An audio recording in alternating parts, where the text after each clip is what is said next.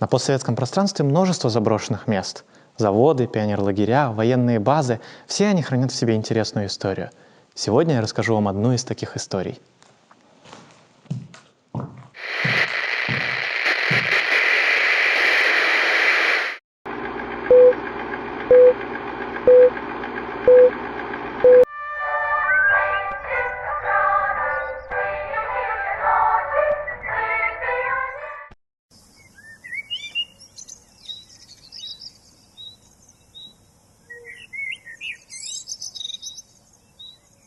Это санаторий «Колосок», некогда один из крупнейших в Казахстане.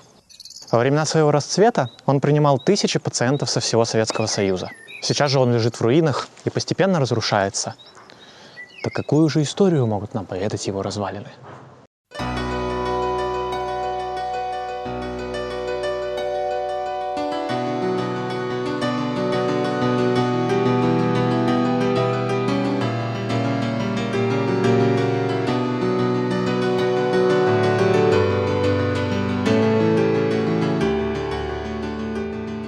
Санаторий был открыт в 1977 году. Расположение выбрали удачное – в горах, на расстоянии 20 километров от Алматы, посреди вековых деревьев, яблоневых садов и разноцветных холмов. Колосок мог похвастать неплохой лечебной инфраструктурой. 10 ванн для йодобромных и гальванических процедур, аппараты для лечения ультрафиолетовыми лучами, кабинеты электросна и иглотерапии, водолечебница и многое-многое другое.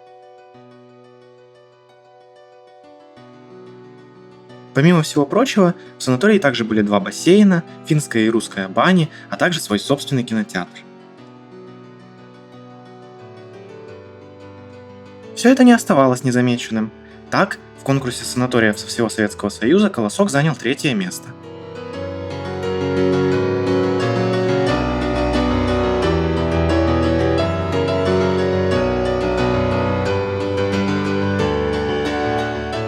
Сам санаторий функционировал уже 12 месяцев, а в летнее время был у нас обязательно пионерлагерь.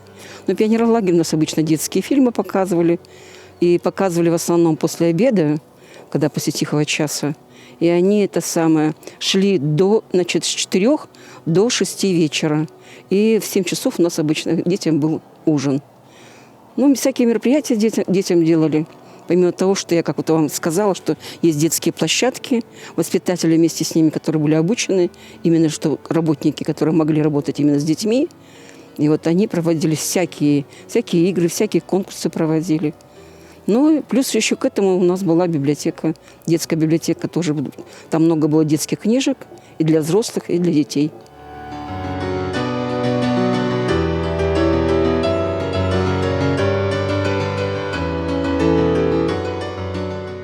Маленький бассейн и сама эта сауна, это были именно предназначены для людей высшего общества, для начальства, которые приезжали, отдыхали. А сам бассейн, который крытый, это был для общего пользования. Пользовались все отдыхающие, дети там также купались. И было ограничение, если дети, например, допустим, с утра купались в бассейне, то взрослые не заходили в бассейн. А после обеда уже в 4 бассейнах там купались именно взрослые. Вот так было установлено. Сзади этого здания, сзади этого клуба у нас специально был элитный этот домик, где отдыхали. Могли они отдыхать с семьями, могли с друзьями. Так они отдыхали.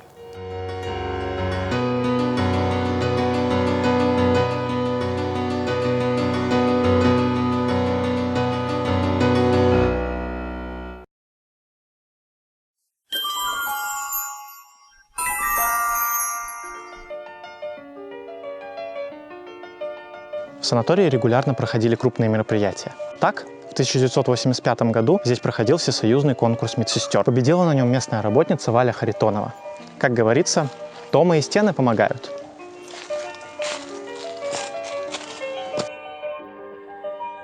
Она была медицинской медсестрой, она работала в физкабинете.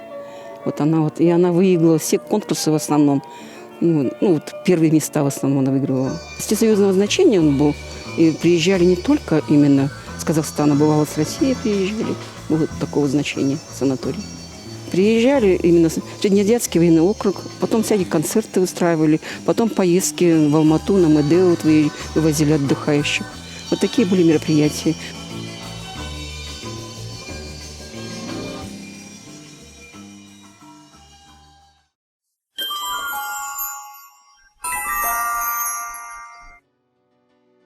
В 90-х санаторий постепенно угас.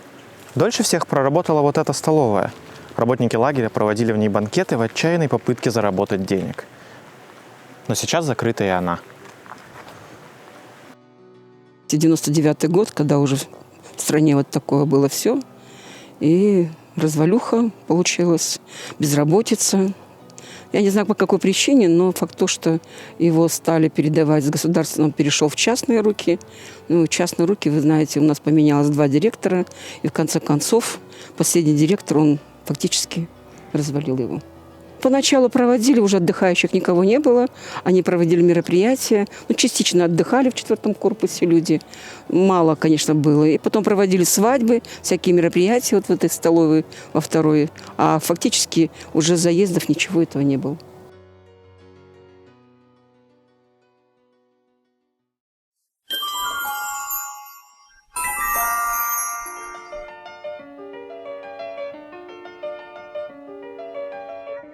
Не так давно территорию лагеря выкупил богатый турецкий бизнесмен.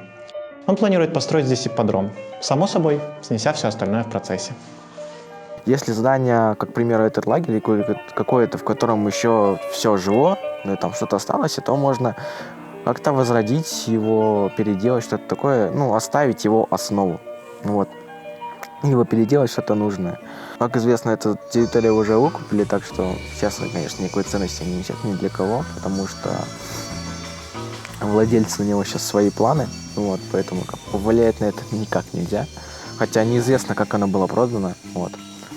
А так, в принципе, ну, я лично считаю, что его можно было бы также возродить, как санаторий или госпиталь, что-то такое, для ветеранов Великой Отечественной войны, ветеранов Чернобыля, ветеранов, ну, каких-то других, скажем так, крупных мероприятий, что-то такого.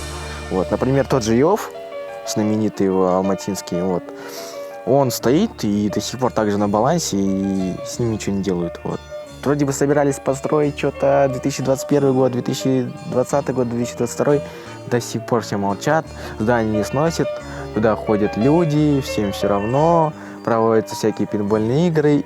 Что там только не было, вот, каких людей там только не было, но стоит и стоит, никто даже сносить его не хочет.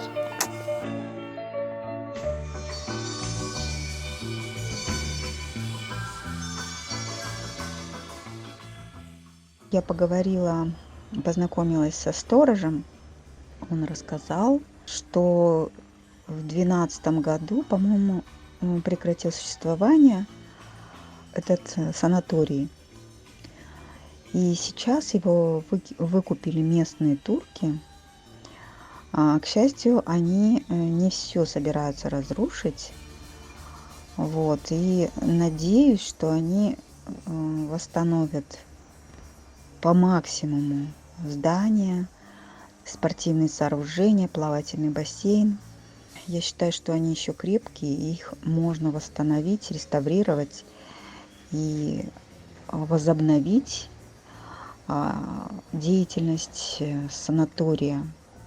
По поводу других сооружений, конечно, по возможности лучше их восстанавливать, потому что особенно в Казахстане очень так мало сохранилось исторических объектов. Вот, поэтому нужно беречь каждый такой объект и по максимуму стараться его восстановить и сохранить. Мы ответственны за наше будущее, мы ответственны за наше настоящее, и от наших действий зависит многое. Просто не надо оставаться в стороне и не действовать с философией «моя хата с краю». Нужно делать все возможное, чтобы сохранить нашу историю и сохранить историю для наших потомков.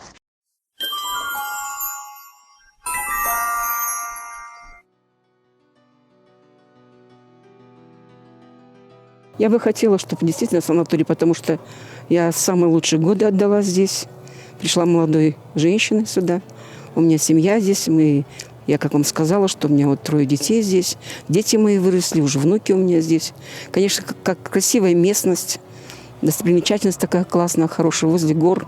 Воздух такой прекрасно чистый. Мне бы хотелось, чтобы кто-нибудь действительно выкупил его.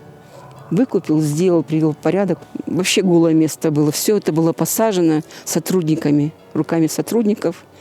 Все это было сделано. Озеленение, все вот это сами сотрудники все это высаживали. Стригли, подстригали. У нас прекрасный был садовод. Столько было тут цветов, столько было украшений, всего это. Все это поливалось, все это ухаживалось, все это смотрелось. Очень жаль, что нету того, что вот было. Хотелось бы все это вернуть. Хотелось, чтобы кто-нибудь восстановил вот это все.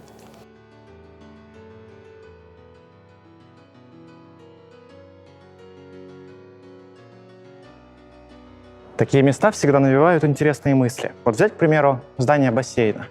Когда-то тут плавали сотни людей. Думал ли в это время хоть один из них, что спустя всего лишь 20 лет бассейн окажется заброшен и исписан матерными словами? Вряд ли. Вот можем ли мы представить, что наш дом, или наш университет, или наше любимое кафе через 20 лет будет заброшено и превратиться в руины? Нет, конечно. Нам кажется, что все эти здания будут стоять вечно. Но только в таких местах, понимаешь, ничто не вечно.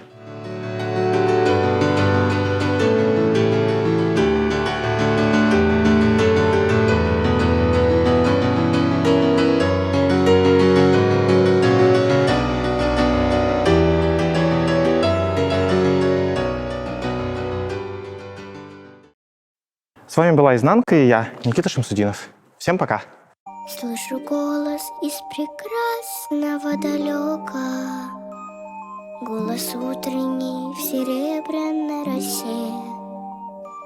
Слышу голос и манящая дорога кружит голову, как в детстве карусель. Прекрасная